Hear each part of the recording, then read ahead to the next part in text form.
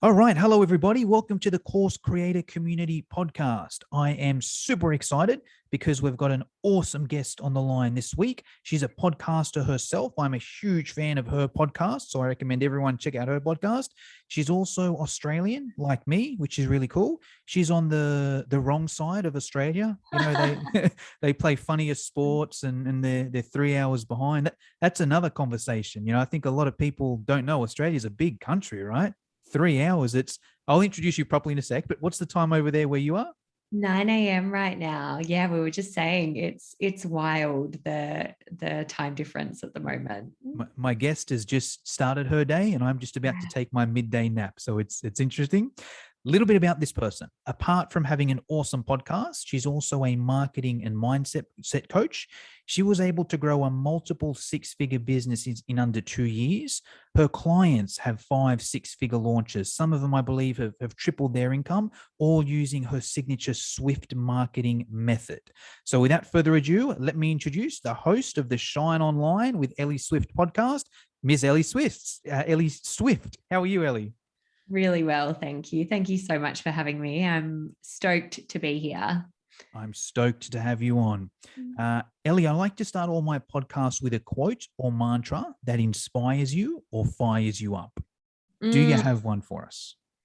well, I knew this was coming, and I do find it a challenging one because whenever I get asked for other people's quote, like to share my favorite quotes, I've never really been inspired so much by quotes or other people's words. But what I do a lot is affirmations in the mirror. And so Mm, if I was to share anything that is most inspiring for me, it's whatever phase of business I'm in or phase of life I'm in, wherever I'm at that time, looking in the mirror and saying, like, you've got this today. Like, you're an absolute gun and the exact right person to work with your clients. Or, of course, you are going to call in X number of clients today. Of course, you're going to make X number of money today, whatever it might be. So, those affirmations, like really telling yourself that you can create whatever it is that you want to create, and starting your day from that place of epic self-belief, that's the thing that really gets me fired up.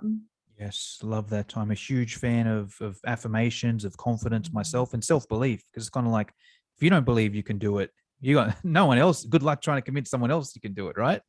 Just Absolutely. follow up question on that, Ellie. When do you do your affirmations? Is it as soon as you wake up? Is it before you start your day? Is it do you write them down as well? Do you say in the mirror? Do you yell it on your balcony? Tell us a little bit about your affirmations. So it's a mix. I feel like it's woven into my schedule so much now that it's less specific and less of a I'm going to sit down now and do my affirmations, but rather something that it's just been programmed into my subconscious mind that I do them when I'm doing other things. So when I'm cleaning my teeth in the morning, Mm, I'm always thinking those affirmations. When I'm going on my morning walk, I'm always thinking those affirmations as I'm starting to map out what my day looks like. So it's always that morning period. That said, if I'm ever journaling, I'll always write them out. And journaling for me is something that I do as part of my morning routine, but I might have other intervals throughout the day where I do it. I went through a period where I recorded affirmations and I listened to them as I was falling asleep, which has been proven that seeps into our subconscious mind faster, there we go. because we are obviously going into that dreamlike state where we're falling asleep and information seeps in. People do it with study a lot. So that's something that I find is really effective and that clients often use. But for me, it's more something that I do in a really subtle way as part of my morning routine. Okay, there's some good tips there already. I think I got to change my bedtime routine. I listen to like recaps of Sons of Anarchy, so I can I can recap every Sons of Anarchy episode. But I think I could put it to more use. Just another follow up question with that. I know we're gonna be speaking more about online business, but I find this interesting, so I'd love to have a follow up question here as well. So with when you said you recorded it, I think I tried that once, but I used like a free app. And I could only have like 20 seconds or something. So I got pretty bored off a 20-second loop. How long your affirmations that you listen to it at night when you do? How long is that loop? Yeah, so I mean, I think you can make them however long you want them to be, but I would just have something that was like 10 minutes in length where Mm. it's affirmations. And so, as an extension from that, and I'll go there because, while we're on the topic of mindset, I do a lot of scripting. So, something that I teach my clients is to do scripting from your future self. So, Mm. whatever it is that you're wanting to create or call in your life. And I talk about this a lot in my program, The Mindset Method, where we go through and we get really clear on what our goals are and what we want life to look like moving forward. And then we write a script of our day from that perspective. So I am up at 6, I am walking along the beach. I'm feeling it's a beautiful day. I can see the sun. I can taste the salt, like getting really, really tactile with all of our senses so that we can feel and embody that experience. And so, to come back to your initial question, those affirmations were part of that scripting process where I'm speaking to how my day unfolds, what it looks like. So it's that day in the life of your dream life, essentially, what you want your day to look like. Because when you're when you're going through the experience and you're so tactile with all of your different senses and it feels incredibly visceral, it's so much easier for us to then call that into our reality because our brain doesn't know the difference between something that we're imagining and the physical 3D in front of us. And so, if we are constantly playing in imagination around what we want our life or our day to look like, we are far more likely to call that into reality. And for myself, every time I've done that, I've created, an example of a day that has come to fruition. My very first scripting that I did as I was starting my business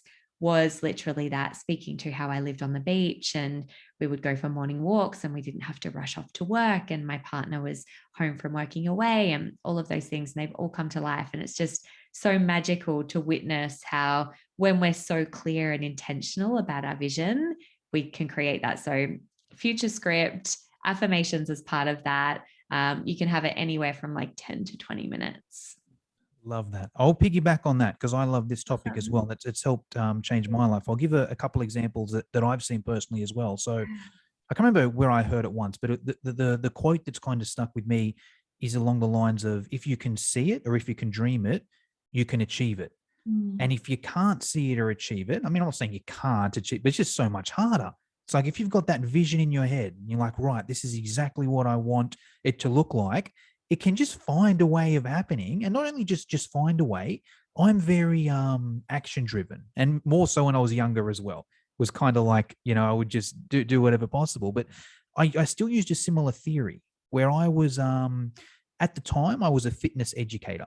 So I would teach other fitness trainers, personal trainers, how to grow their fitness boot camp. And I had a bit of a dream to be like the social media guru in that space, where it's like, you know what? My particular specialty there is going to be social media. I want to be the best fitness educator in the world when it comes to social media. And that was what I would embody in myself.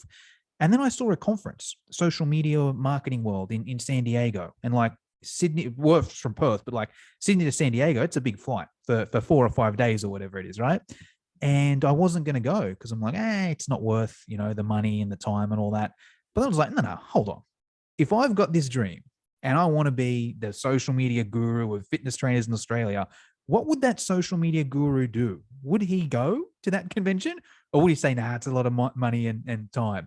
So when I thought like that, it forced me to take that action and go to that convention where I obviously got a heap of good info, put me ahead of the game, and then did become, the go-to for personal trainers there. So I think it's very practical as well, even though it might think, okay, vision and thinking, it has very practical things there. So I love that. But hey, Ellie, I'd love to tell my list or let my listeners hear a little bit more about you. I gave a little bit of an introduction at the start, but I'd love you to expand a little bit on that.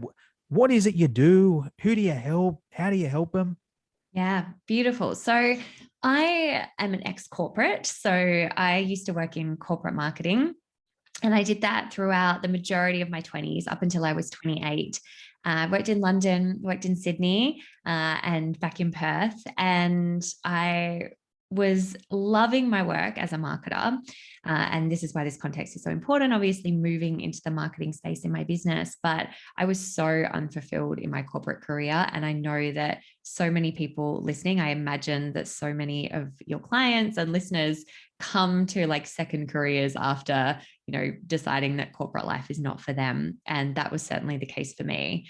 I went and studied life coaching, thinking that I wanted to be a life coach. But as I started life coaching, I was getting so many requests for business advice, of course, having worked in the space for, the 10 years prior. And so I started business coaching, gratefully built up my business to be fully booked within the year, working one-to-one with my clients. And as I started working with clients, I started to recognize that as I was teaching them marketing, working with these small business owners, coaches, creatives, consultants, as I started working with them, I recognized that there was this piece missing in a formula that I was teaching. So I am so big on strategy and so big on marketing, and really believe that from a business perspective, it's those two things that you need to be able to build really incredible businesses. And I'm talking, clients that have built multi-six-figure, $1 million businesses. And I started working with my clients and recognized that there was also this mindset piece that was missing, because for us as small business owners, we're obviously the CEOs of our business, but we're also the face of our company. And so we need to be able to move through the challenges day to day of feeling comfortable being seen, showing up, being a thought leader, owning our expertise. And so when I put those three things together, mindset, marketing, and strategy, I created the Swift Marketing Method, which is my methodology of how I teach. As I became fully booked, I then launched the Swift Marketing Mastermind, which is my core program and the core part of our business model. So today we've now built to $1 million business. We coach incredible women, female coaches, creatives, and consultants to build epic businesses, many of which are course creators, because I specialize in online marketing. So that's what we've created. We have an epic mission, an incredible team. And, like you, Jono, it's such a gift to be able to create this scalable business where you get to support people in a really big way. And not only that, but also support them to recognize how possible it is to do it for themselves as well. Love it. Congratulations on your achievements. You've done amazing and very inspiring. Question for you here, Ellie. Let's say someone's listening, they're a course creator, let's say a new course creator, and they're like, all right, Ellie, I'm inspired, I'm motivated, I'm ready to go. What the hell do I do? Where do they start? What's the first tip for someone like that? So when you are a course creator and you're creating a course, I always start by thinking about something that Seth Godin teaches, who is just an absolute marketing guru and genius. And that is that we want to be creating programs for a small niche group of humans. And so the biggest mistake that I see is that people go into course creation and do two things. The first thing is that they're looking to create something to serve themselves. And what I mean by that is they're like, I want to get out of what I'm doing. I want to start this life. I want to travel the world. I want to have laptop lifestyle. I want to make great money. I'm going to create a course because I see other people doing that. And that's something that I want to do as well. And whilst obviously, wanting to create money in your dream is epic and awesome and possible, it shouldn't be the driving force. And so that's the first thing. The second thing I see is that they go, oh, well, I'm going to create something and it's going to be for everyone. Like, this is just so applicable to you if you work in the fitness industry or if you work in any other industry, actually. And so the best possible thing that you can do is get really clear on what your unique niche market is and serve those people really well. And so start by understanding, what is the thing that they need and want right now? What is it that you can create for them that they need and want? And what is it that's missing from the market? And then have conversations with those people. So I feel like I'm giving you like the full starting package here. Yeah. But have conversations with those people to find out exactly how you can support them and exactly what it is that's missing from the market. Because all good business is about solving problems for your ideal clients. And creating a course needs to start with having those conversations, getting crystal clear on the problem that you're solving, and then finding the solution and packaging that into your program. Wow. Okay. So I just took about 3 pages of notes on that 3 minutes there. Is it okay, Ellie, even if we instead of going further along, let's dive deeper into these. So I think there's some really good tips there. Even from the first one, self-serve, like as Ellie mentioned, nothing wrong with wanting to make money. Me personally, I want to be ridiculously rich. You know, I'm going to that same social media conference in March. I would love to fly first class. You know, I would love to stay in a flight. That's my goal, right? But if that's only my goal, no one wants. Who's just going to give me money for that? Oh yeah, Johnny wants to do that. Let's give him money. Like I need to find a way to help people there. So I think that's key number one. Like if you're listening to this and you're like, all right, I want to create an online course for the money. It's kind of like, of course, yeah, you can make money from it. But if that's your driving factor, it's going to be hard work. Flip the script. How can I deliver X amount of value? And in return, I'll get this amount of money back. So I love that. Let's spend a minute even on the niche. So there's a couple things here. So I'd love to hear, I guess, your take on this, Ellie. A lot of people, when I speak to them and I'll refer to the niche, some people will refer to the person. Some people will refer more to what they actually do. So let's say, for example, actually, no, I'll give that. What's your definition of a niche? Yeah, so I think what you're talking about there is like demographics or psychographics of so or even skill set as well. Where yes, if it's like, yeah, sorry, continue. Yeah, yeah. No, love that. So what my position on niche is that it can be any of those factors. For example, you might be somebody who's delivering something that is specifically for an age range of women living in rural areas. You know, just as an example, that would be a very specific demographic, and that might be the thing that is most relevant to your product or service. You might be someone who serves people more related to their psychographics. So what I mean by that is that you might specifically be serving somebody who has a keen interest in personal development. They're at the very start of their journey. They are specifically interested in, well-being and wellness on their development journey, etc. The key thing is to identify what it is that makes up your unique niche. And then within that, get clear on the one person. So I give a really horrible analogy, and I don't know whether you can this on the podcast or not, Jono, but I'm just going to share it here. And it's so off-brand for me, but it's almost just hilarious to share it, because there is my husband and I have spent many hours over bottles of wine trying to find a better way to describe this, and we can't. But let's just say that I'm a dictator of a country, right? Okay. So I'm a dictator of a country. Believable, right? So believable. And I've decided that I want to bomb America. Very bad analogy, I know.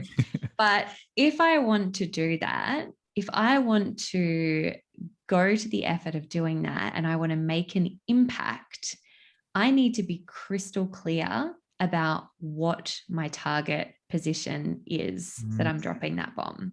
Because if I dropped it in an empty field somewhere in middle America where there was no impact at all, it wouldn't create any impact. Whereas if I was so specific about my target, then the impact, the reverberation of that bomb and the impact that it would have globally even would be massive. And so my point there is that the more targeted you are, the bigger the impact is that you're going to have. Whereas if you're a little bit more loose and vague about who it is that you're targeting, you're going to end up speaking to nobody. And so it's so counterintuitive for our human brains, and the number of people I've witnessed challenged by this concept. And so if you're listening and it feels really like counterintuitive, know that you're not alone there. But the more specific you can be on who is this one person that I'm targeting, the greater your odds of being able to target more people and create a really expansive audience. Love it. I'll give a personal take there as well with one of my Mhm. businesses, Fitness Education Online, where Yeah. I help the fitness professionals grow their fitness business. It's so much easier for me to market and to sell because I've got something that, and the product is better because it helps that exact one person there. I could give that to any business ever in the world. The strategies would work, but it would be so hard for me to market it. And I would have so much competition and it would just be a nightmare. It's easier for me, even though I think there's 100,000 personal trainers in Australia out of 20 million. But I know that if I just target them, I'll have a better success rate than if I tried to target every local business. So I love that. The needs and wants, Ellie. I think this is a good one, and I think it circles back around as well because and needs and wants. Am I right in saying that's not my needs and wants as the course creator, right? That's the niche's needs and wants. Can you speak a little bit to that?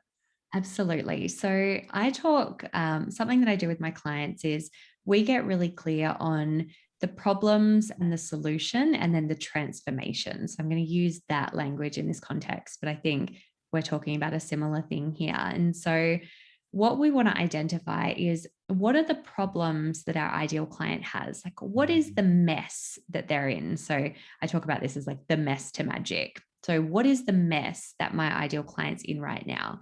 Are they currently in their PT business struggling to make money and stand out in a sea of other PTs?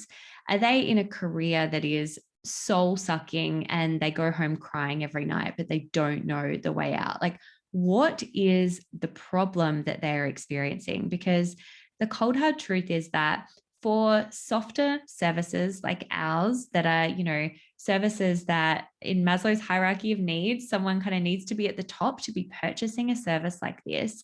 We need there to be a problem for somebody to actually want to purchase from us. We don't walk around going, yeah, I've got this PT business and it's going pretty well, but I'm gonna pay thousands of dollars just because I feel like it to get Mm. extra support. Or yeah, I'm in my job and I'm not super happy, but decided I'm going to invest $5,000 in a life coach just because, we need to have we need to have a problem. And I know for me, when I think about every time in my life that I've invested money, it's because there is a core problem that's keeping me up at night that I know I need to solve. So that's the mess. Identifying that mess means that you're really clear on where your ideal client is at. And then the magic, the solution. What is it that you are going to be supporting that client with? How are you going to transform their life? How are you going to transform their health? How are you going to transform their business? How are you going to transform their relationships? Obviously, sharing all of those examples dependent on what your service or your product is. So knowing what your solution looks like. And a great way to think about this is what's the ultimate testimonial that I would get from my people? Like, what's the ultimate testimonial? Because that's going to help you get really, really clear on what the solution is that you provide. And then within all of that, what we're demonstrating here in that mess to magic is the transformation. So the transformation of the person from struggling PT through to, having this incredible, thriving, successful, fulfilling business, or from, being down and out at their desk, going home crying every night, to having a career that lights them up, where they see their family, where they feel joyful, where they're connected to their partner again. Getting really clear on what that transformation looks like so that you can speak to that. And it's only when we know that ideal client really well and we understand them intimately. And I say, like, you want to know them like you know your bestie or your mum or your partner. You want to know all the ins and outs about these people, that you can truly understand what is keeping them up at night, what their challenges are, and what the solutions are that you can provide to support them with. When you know that, and when it's something that you're constantly thinking about and you're constantly curious about and you're constantly looking to support them with, you are going to be in your ideal client's brain so much to create the ultimate program that is going to support them. Because this is where great marketing starts. It's not about like polishing a turd. It's not about putting a facade on something. It's about creating something really incredible, because when you create a really incredible product, it becomes far easier to market and therefore build the business that you want to build. So good. Okay. Let me spend a minute or two even breaking down that because there's so many good points Awesome. there. Right. Let's start with the problem solution transformation. I think from the course creator side of things, Mm. a simplified version of that is info will only get you so far. If Yes. you've got a course that's teaching people info, not bad, and not saying it's not valuable, but people will only pay so much for info because it's probably a blog on it, it's probably a YouTube course on YouTube video on it, probably get a book for 20 bucks. It's hard to sell just info. It's a lot easier if there's the problem, you've got a solution, and here's the transformation. And I want to dive into the ideal person a bit. So yeah, you explained that better than what I've heard it, Ellie. The best explanation I heard before that, one of my marketing mentors was like, you should know your ideal avatar, like you know your favorite TV show character. Game Yeah. of Thrones was big at the time then, so do you know Gulliver and Leela by any chance? Do you know who they are? They're from Melbourne. Okay. Anyway, they're sales coaches in Melbourne. Awesome. So anyways, yeah, and I was like, okay, that's a way to look at it. What would Jon Snow do here? What would Khaleesi do here? What would Cersei do here? But I think you described it better. In Mm. that situation, what would your mum do? What would your best friend do? And one of my favorite quotes with marketing is, if you can explain your ideal customer's problem better than what they can, they're going to assume you know the solution. And you should know the solution, right? But I it's love more, that. but it's more the marketing side of things. If I can say, hey, is this you? You're going through this, you've tried this, you've tried that. My prospect is going to read that. This guy's in my head. How does he know all this? He must have done it 100 times and have the answers to all of these. Shut up and take my money. But it's very client based. It's not me saying, hey, I've got this program, it's so good. It's, hey, I know you. Is this you? If that's the issue, I can help. And so this is also, when I'm speaking to course creators, this is a very easy way that I can tell if they're on the right path or not. If I simply ask the question, all right, tell me about it. What is it you do? Who's your market? What's your course? If they straight away just speak about the course and don't speak about their customer, I know there's a bit of trouble there. And I know we need to go back and define here. If they just straight away go, hey, I've got this guitar course and my guitar course is so awesome because I teach this thing and no one else teaches this thing and I've got all this experience and I've got this background and I teach a specific way. If it's very product based, but you haven't kind of tailored it to say, well, this is what the market wants, then it's, and Ellie said, you can't polish a turd. If you've got a product, even if it's a nice product, it's you think it's good, it would help people. If that's not what the market wants, you're not going to sell it. Doesn't matter how good your Facebook ad is, how much money you put on Google ads, how fancy your website is. Like, the market doesn't want it, it's hard to sell. So Definitely. good points there. I've got one more thing I'd like to expand on when you touched on earlier, and then I've got a few finish off questions I like to go with. The conversations. So I think that's huge. My understanding there is, all right, I've got an idea now. I've done some market research. I'm not just going to go and put this course together based on some things I visualized. Let me go out and have some Zoom calls with people, have some phone conversations, have some Facebook DM conversations, get in Facebook groups and sort of actually have conversations. Hey, Ellie, I'm thinking of putting this together. Would you buy it? What would you want to see in there? Is that what we're talking about there, or what's conversations for you? Absolutely. So it's really putting yourself out there in front of your Mm, ideal client. And as you say, like physically having those conversations. Something that I did when I started my business was I took physically and virtually people out for coffee. And I said, can I just go through and ask you a bunch of questions for 30 mm, minutes in exchange for coaching you for 30 minutes? And yep. so even if you can do any kind of exchange of services or support them in some way, or a really great way to do things is to provide a really epic beta price for the people that have been supporting you with that market research. It is literally asking really specific questions. And I've got, a process of really great questions that I take my clients through, but asking yourself, like, what are the questions that are going to elicit really great responses? What are open-ended questions where I'm going to find out some epic answers about what it is that my people are navigating. And so asking those questions around the problems that they're having and whether they've, sought to find any solution for it in the past and what that looks like and whether they've got any specific support or why it's still a problem for them is going to help you get clear on what's missing. And so, yes, just consistent conversations in different ways. And it might be that if you have an existing community, it might be polls in your Facebook group or on Instagram, or it might be survey questions that you send to your email list. And a lot of the time, that really qualitative research of picking up the phone or jumping on Zoom with someone that you know is an ideal client and asking those detailed questions, that's going to help you get what you need. So nowadays, having a community, I do a mix of both. So I'll do some quantitative stuff by asking people through polls and in my Facebook group and sending out surveys. And then I do qualitative, where I just ask my clients a bunch of questions to find out more of those detailed responses. And that helps me then craft something. My take on that, I think, as Ellie mentioned, once you've got a community, it's so much easier, right? It's like I'm a Facebook post, hey, I'm thinking of putting together a course on this. Would you be interested? That's all I got to do. And depending on the amount of comments, depends on whether I put it together, right? Someone starting off, you don't have that advantage. And even if you did it in someone else's Facebook group, you probably wouldn't get a good response because no one knows you in there. You've got no positioning. So it is harder at the start, but it's just what's got to be done. Anyone that maybe some people got lucky and just put together a course and it hit straight away, but and you might get lucky with that.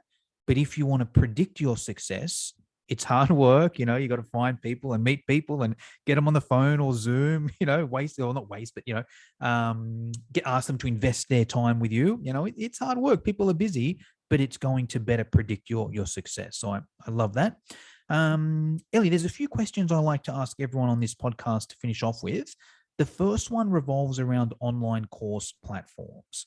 So I'm curious to hear your take. Do you have a favorite platform? Have you got one you hate? Have you got one you recommend? What's your take on, if you can give it specific to an online course, great. If not, online platforms in general? Yeah, so we use Kajabi for our programs. We love Kajabi now. I don't recommend Kajabi for clients that are starting out because it is a significant investment. I think it's like $200 USD a month or something along those lines. For the middle package as well, I think that is. Yeah. Yes. So I recommend Podia and Thinkific as starter course platforms. We used Teachable for a while, but I just find the functionality of Teachable didn't really serve us. I'm not going to rag on Teachable, but I just found that it really didn't serve us. So it's not necessarily one that I'd recommend, but Podia and Thinkific are more affordable when you're starting out and really epic. And I think that we can get really lost in things like the tech and the platforms that we use. And so, just keeping in mind that you can't really make a wrong decision with the tech that you're using because you can just upgrade at any time or shift or change or whatever else. But the key thing is the content. The key thing is your IP that you're putting in those platforms. I'll ask you a follow-up question. So I posted this in my Facebook group and it caused a roar, right? It was like split down in the middle. The question was essentially, if you paid for a high ticket course and it was delivered on Google Drive as opposed to a Kajabi or Thinkific or whatever, would you be disappointed? I'm curious your answer on that. There's no right or wrong. I'm just curious your answer on that. I don't think I would be disappointed if the quality of the delivery was really robust. So if there was a sheet that explained the process that I needed to go through in that Google Drive folder, and it had a mix of video and audio and text, and it was really clear the journey that I was going on. And as I'm speaking, what I'm realizing is that what's most important to me is that there's a really clear customer journey as you're going through that course. And so I think that for some people, the customer journey includes really epic visual platform that makes it really easy for them. But ultimately, you want to think about the customer experience and the journey. And so if you are bootstrapping it at the start and you're not able to use certain tools or software that you really want to, think about how can I make the customer journey something that feels so luxurious and premium still, even though I'm bootstrapping it. That's such a good answer. The post, as you can imagine, was half, right? Totally. Half the people. I remember one comment. One guy was like, the content is good, they could give it to me on a carrier pigeon. I wouldn't care, but then I get it. the other was like, hold on, I'm paying them, Mm. $5,000 and they can't afford, and they're not willing to invest $200 in Kajabi. Is that professional? So myself, I don't care, but I see the flip side of it as well. And I think the reason why I don't care, I bought a course probably 10 years ago now from Digital Marketer, and that was delivered on Dropbox. But it was awesome because of the way you said it. It was like, it was a master folder. There was one documenting, or one starter video, which was, watch this first. And in that starter video, it had Ryan Dice on a whiteboard, basically saying, all right, you're in here. There's 5 different folders, start with folder number 1. You're going to see all these videos and documents in there. Start there. Don't move on to folder number 2 until you've done that. And it was explained really well. And that was a couple $1,000s. So I think that's why I'm lenient there, and I agree with you on the platform as well. So I've used all of them. I've seen all of them. I think Kajabi is by far the best. Hands down, it's by far the best. But it's the hardest to get into. At last time I checked, their beginner program was $97, which isn't too bad, but it's so limited. It's like 3 courses and 3 pipelines, and if you've probably got a couple free mini courses, and now you're gone. So Totally. so I think there's some more. I like New Zenler to start off with. Yeah, Have great. you seen New Zenler at all? Yeah, I have. And I think actually my operations manager recommends New Zenler as well. Yeah, that's about 70 per month. Not as polished as Kajabi, but 70 a month for unlimited. It's an all-in-one like Kajabi, and unlimited courses, unlimited funnels, unlimited email. So I think that's a good start point. And if it's your first course, it's so easy to change. I'm sure you've changed a few times, Ellie. Have. It's like, and the more content you get, the harder it is to change. But starting off, it's no drama. So love that. Next question, Ellie, is around mentors. So you're obviously a mentor for plenty of women out there, plenty of people out there that want to grow their online business. I'm curious to hear who your biggest mentors have been. If you could answer this in a few different ways. If you could give us a book that you recommend every person wanting to succeed in online business should read. If you could give us someone that you recommend we follow, so you haven't done their course or their program, but you listen to their podcast or follow them on YouTube, and then a coach or course that you've done that was the best one you've ever done and had the biggest impact on you. So, or another way to look at it, a book, an unpaid mentor, and a paid mentor. Book, unpaid, and paid. Okay, so book, I'm going to stick to who I was speaking about before on the theme of marketing, Seth Godin, and really any and every single books. But his book, This Is Marketing, is exceptional, and definitely worth a read if you are in the course creator space. In fact, I think it's essential to read if you're in the course creator space. It's an incredible book. His brain is amazing. And the thing I love most about him is that he's always looking through the lens of service and showing up for your client and creating based on that, which tends to make you somebody who shows up as an early adopter, and shows up as someone who is naturally unique, rather than being someone that comes into the field and kind of ends up creating similarly to everyone else. So definitely check that out. Somebody who I've listened to for a really long time, but I've actually never purchased from, is Amy Porterfield, one of the biggest course creator experts in the world. She was one of the first podcasts that I ever listened to. I love her work. She's incredible. And in terms of mentors, people that I've purchased from, so I'm going to share, can I share 3? I'm going to share 3. You can go for it.